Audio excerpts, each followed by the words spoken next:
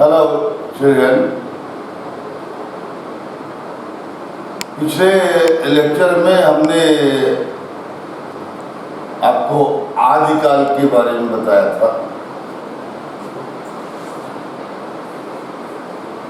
हिंदी साहित्य इतिहास का दूसरा काल है मध्यकाल।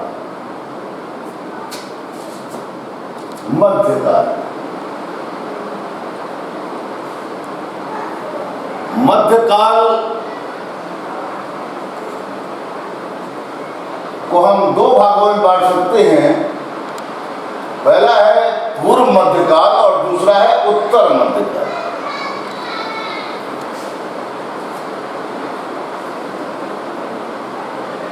पूर्व मध्यकाल 1417 या 1343 से 1643 ईस्वी तक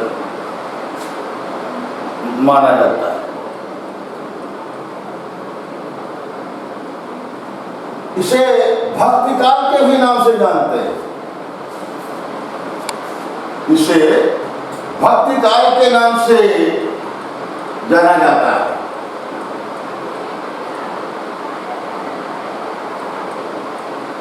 ये भक्ति काल जो है 1343 ईस्वी से 1643 ईस्वी तक जो है माना जाता है।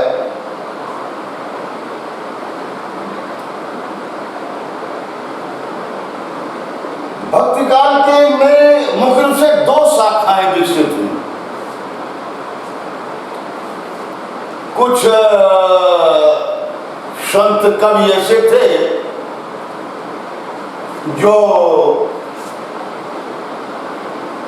ईश्वर के साकार स्वरूप को मानते थे। उन्हें सगुण काव्यधारा के अंतर्गत रखा गया।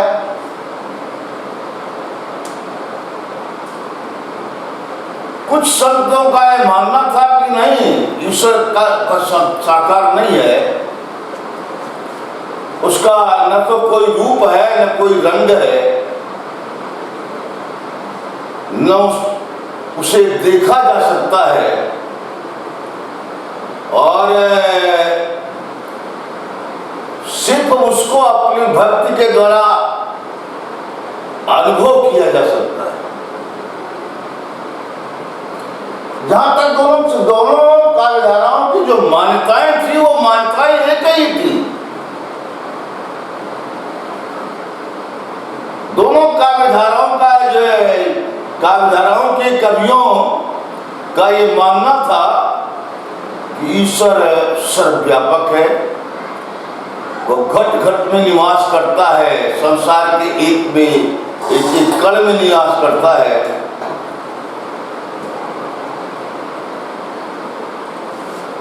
ईश्वर की भक्ति के द्वारा ही उसको खोजा जा सकता है। ज्ञानेश्वरी शाखा के कवियों ने तो कहा ईश्वर हमारे भीतर निवास करता है। दोनों काव्यधाराओं के संत कवियों का यह मानना था कि जो है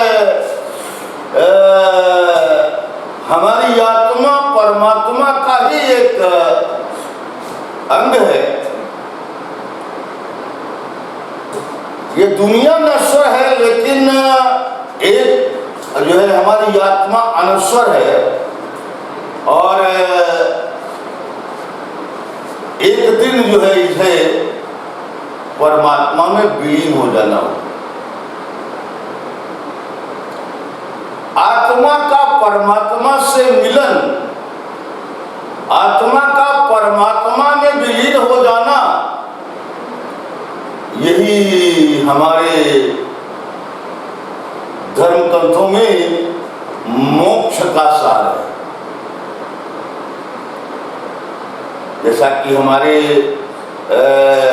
हिंदू धर्म की मान्यताएं हैं कि एक जीव को 84 कोटि योनियों में विचरण करना पड़ता है। वो अपने सद्गुणों से ही जो है जाकर करके वो परमात्मा में जाकर विलीन हो सकता है। और आत्मा जब परमात्मा में विलीन हो जाती है तो यही अवस्था मोक्ष कहलाती है।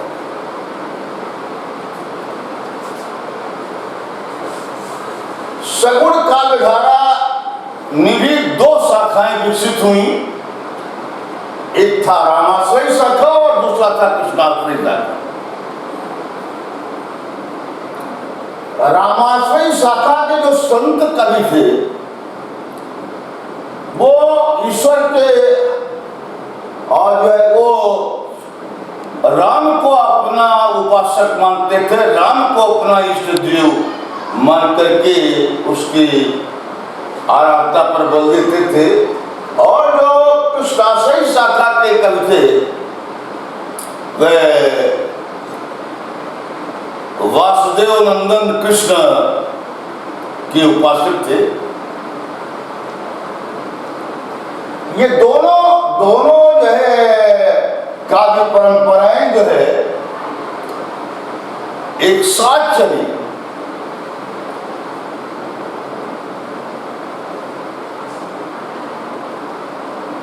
भक्ति काल की दूसरी शाखा थी निर्गुण काव्यधारा। निर्गुण काव्यधारा भी दो भागों में बट गई। एक था ज्ञानाश्रय शाखा और दूसरा था प्रेमाश्रय शाखा। ज्ञानाश्रय शाखा के कवि ये मानते थे कि ईश्वर निराकार है,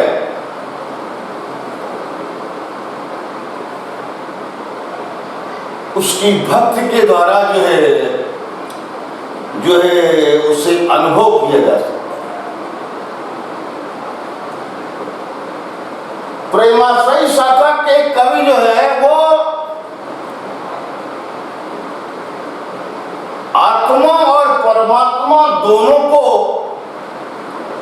ईश्वर का एक अभिन्न अंग मानते थे। इन्होंने आत्मा को प्रियतमा और जो है परमात्मा को प्रियतम मान करके जो है अपने मनोभावों को व्यक्त किया। ये दोनों काव्य धाराएं एक साथ विकसित हुई। जहां तक निर्गुण काव्य धारा या निराकार ब्रह्म की उपासना का प्रश्न है, यह मुख्य रूप से दक्षिण भारत में सबसे पहले विकसित हुई। अद्वैत बाद इसका जो है इसका मूल सिद्धांत है ब्रह्मो एकास्ति, ईश्वर एक है, वह अनंत है, वह निराकार है। दक्षिण भारत में जिस समय ये जो है निर्गुण काव्यधारा या निराकार ब्रह्म की उपासना पद्धति विकसित हो रही थी, जिन्हें हम शैव के नाम से जानते हैं, भगवान शिव की उपासना करने वाले व्यक्ति जो है या भक्त जो है शैव परंपरा के अंतर्गत आते हैं। ठीक उसी समय उत्तर पूर्वी और पश्चिम भारत में जो है रामानुजाचार्य जी ने सगुण ब्रह्म की उपासना का बड़ी तेजी से प्रसार किया। उनका मानना था कि जो है ईश्वर साकार है, उसे देखा जा सकता है।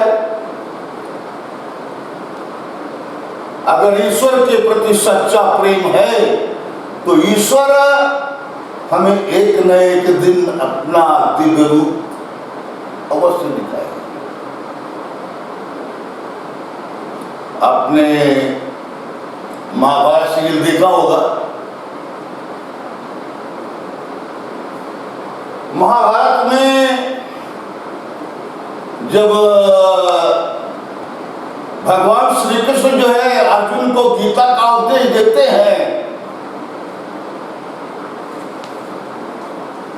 तो वो अपने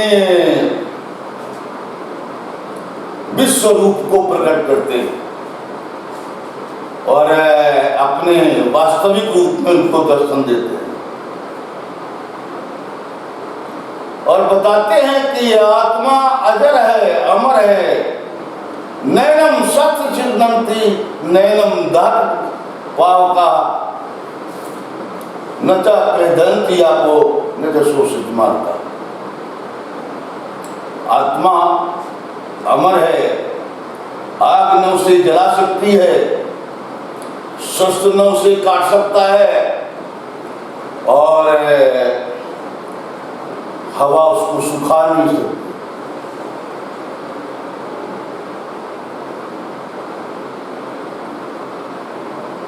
तो ये एक सगुण काव्यधारा या सगुण काव्यधारा के संत जो है ये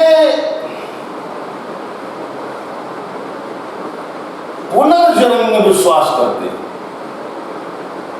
आत्मा अपने कर्म के अनुसार, मनुष्य अपने कर्म के अनुसार जब शरीर पुराना हो जाता है तो वो अपने पुराने शरीर को त्याग करके एक नया शरीर धारण करता है और वो किसी भी यौन में फिर से जन्म लेता है। जैसे जब कोई पुराना वस्त्र हो जाता है तो व्यक्ति उसको उतार देता है, ऐसे ही हमारी आत्मा जब ये शरीर पुरानी हो जाती है, वृद्ध हो जाती है, अक्षम या लाचार हो जाती है तो इसको बदल देती है।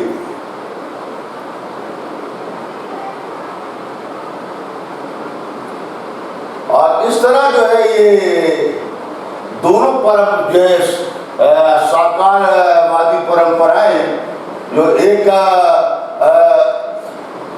रामाश्रयी या राम भक्ति साकार के संत जो है ये राम को अपना इष्ट देव मानते थे और कृष्णाश्रयी जो है शाखा के संत कवि ये अपने को जो है कृष्ण के उपासक मानते थे और भगवान श्री कृष्ण की जिन्होंने उसके साकार रूप की उपासना की। और यही इन जो है काव्य धाराओं का मुख्य सार है। अब हम इसके बाद जो है ये देखते हैं कि आखिर वो कौन सी परिस्थितियां थी कि जो है हमारे हिंदी साहित्य में जो है भक्ति काल का उदय हुआ। जैसा कि हम पहले बता चुके हैं कि पूर्व मध्यकाल विक्रम संवत 1400 ईस्वी से 1700 ईस्वी तक माना जाता है।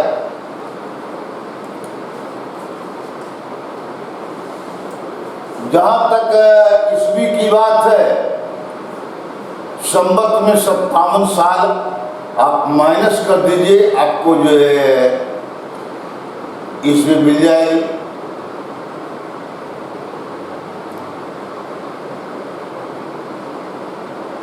प्यारे बच्चों, आदिकाल के समाप्त होते हुए या आदिकाल के अंतिम चरणों में भी भारत की सामाजिक राजनीतिक परिस्थितियां बड़ी तेजी से बदली।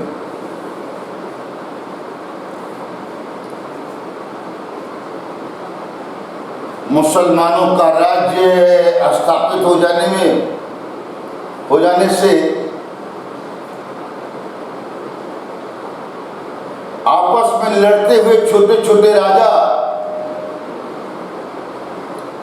राजाओं का अस्तित्व लगभग समाप्त सा हो गया।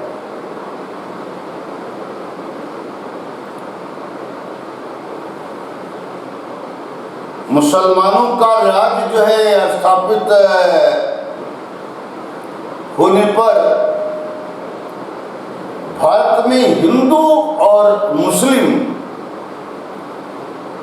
दो भिन्न भिन्न संस्कृतियों के बीच द्वंद्व प्रारंभ हो गया। क्यों?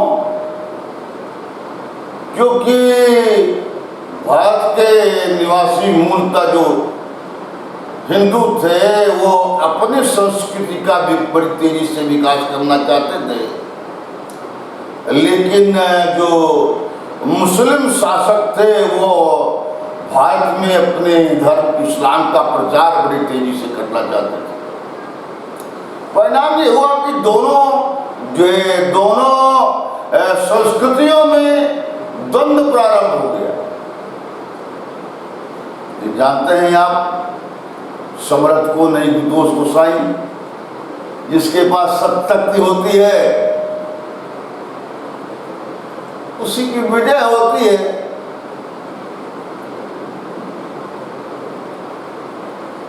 एक तो हिंदुओं की उदारवादी संस्कृति और इस्लाम की आक्रामक संस्कृति, दोनों के बीच बड़ी तेजी से संघर्ष शुरू हुआ।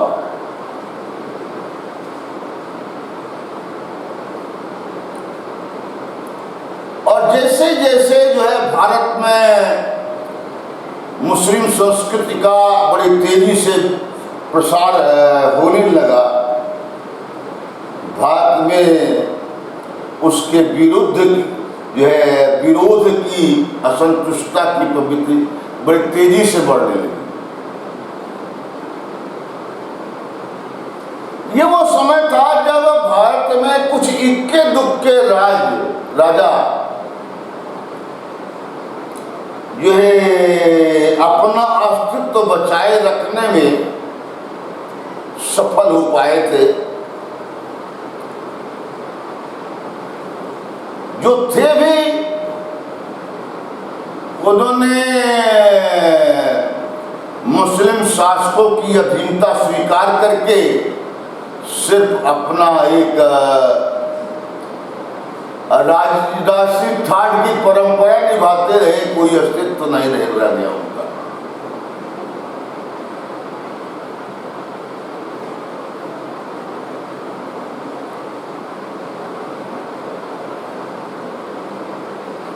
फिर भी जो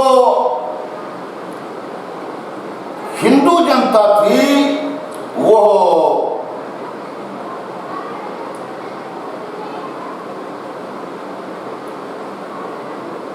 मुस्लिम संस्कृति को अपनाने में के लिए तैयार नहीं थी।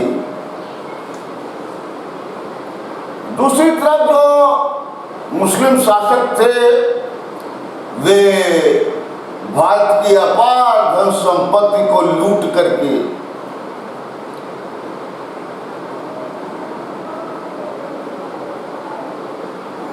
अमीर और शक्तिशाली हो चुके थे। अब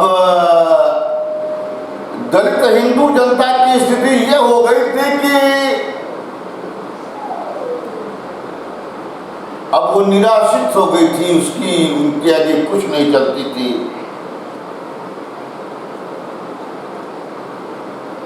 अपनी शक्ति और अभिमान में चूर मुस्लिम शासक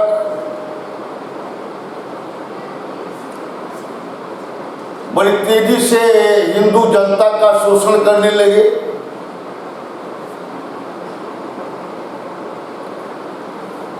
विरोध करने पर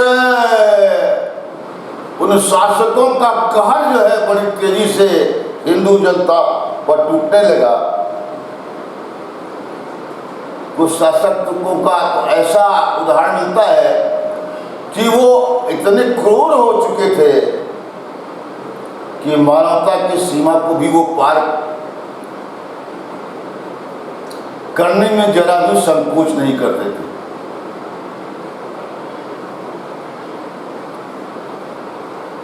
मंदिर गिराए जाने लगे, जोर जबरदस्ती हिंदुओं को मुसलमान बनाया जाने लगा।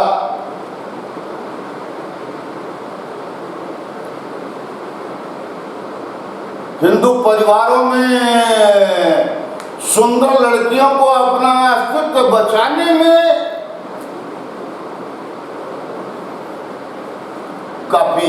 संघर्ष करना पड़ा, क्योंकि मुस्लिम शासक जो है हिंदुओं की सुंदर लड़कियों से बड़े जोर जबरदस्ती के साथ उसे विवाह कर लेते थे।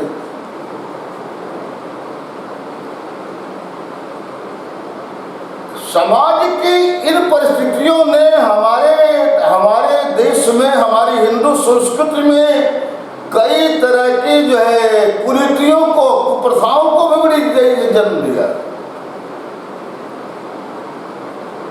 हिंदू समाज में पर्दा प्रथा का बड़ी तेजी से प्रचलन हुआ।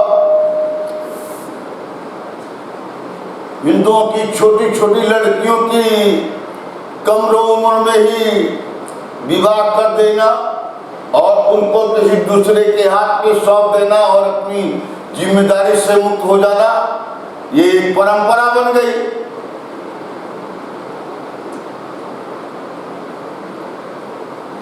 असहाय जनता इन परिस्थितियों का सामना करने में कहीं भी सक्षम दिखाई नहीं दे रही।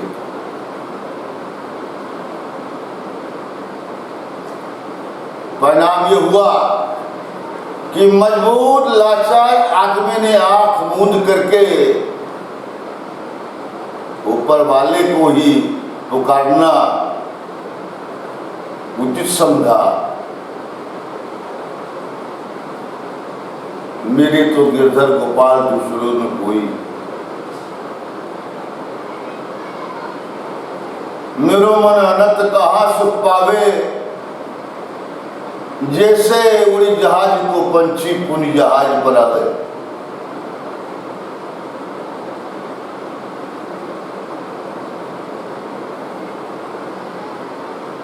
ऐसे भावनाएं जनता के बीच उमड़ने लगी। जनता को पूरी तरह से विश्वास हो गया कि जो है अब उनका रक्षक कोई दूसरा नहीं हो सकता है ईश्वर के सिवा।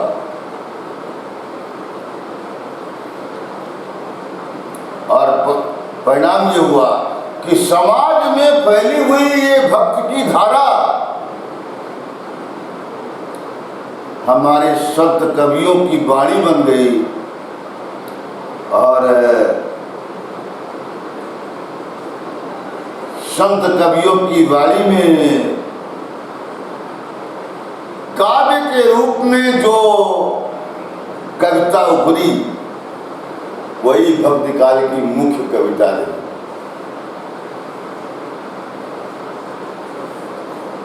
चूंकि इस काल के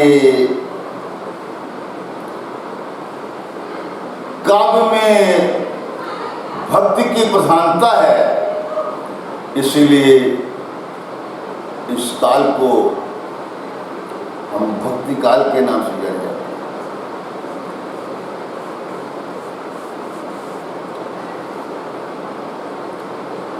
हैं। ये वो समय था जब हमारी हिंदी भाषा जो है का जो खड़ा रूप है, जिसे आज हम सभ्य समाज में बोलते हैं, ये पूरी तरह से विकसित नहीं हो पाया था।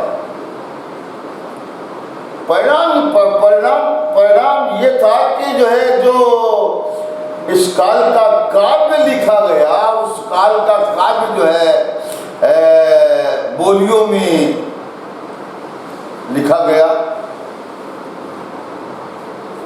राम भक्त शाखा के जो संत कवि थे उन्होंने अवधी और भोजपुरी को जो है अपनी काव्य की भाषा बनाया और जो कृष्ण भक्ति शाखा के जो संत कवि थे उन्होंने अपनी भक्ति भावना को ब्रज और मिश्रित राजधानी को राजस्थानी भाषा को अपनी काव्य की भाषा बनाया और 300 सालों तक यह जो है काव्य परंपरा इतनी तेज दौड़ी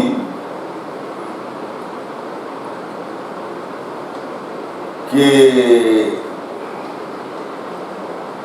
आज भी हम अपने घर में रामचरितमानस की चौपाइयाँ, दोहे, सूर्य के पद बड़े आदर और श्रद्धा के साथ गाते हैं। आज ये उन्हीं संत कवियों की वाणी हमारे भक्ति भावना की आधार बन गई। आज इस खंड में हम इतना लेंगे, आगे हम बताएंगे दोनों शाखाओं की या भक्तिकाल की विभिन्न सामाजिक परिस्थितियों का स्वरूप।